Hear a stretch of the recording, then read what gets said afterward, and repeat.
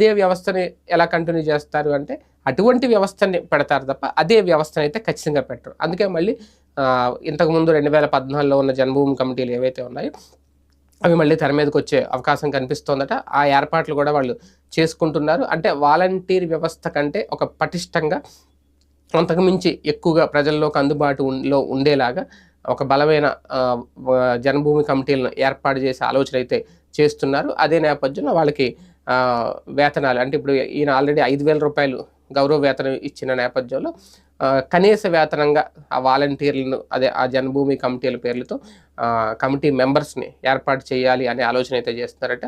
మరి అదే కనుక జరిగితే వాలంటీర్లు అందించినట్టుగా జన్మభూమి కమిటీలు సేవలు అందిస్తాయా, లేదా మళ్ళీ ఇప్పటికే లంచాలు లేని ప్రభుత్వం, లంచాలు లేని వ్యవస్థ ఏర్పాటు చేశామని జగన్మోహన్ రెడ్డి గారు చెప్పుకుంటున్నారు. మరి అలా తయారు చేస్తారు ఆ వ్యవస్థని. మార్పు ఏదైనా ఇంటికి వచ్చి పింఛన్ ఇవ్వడం కావాలి ప్రజలకి.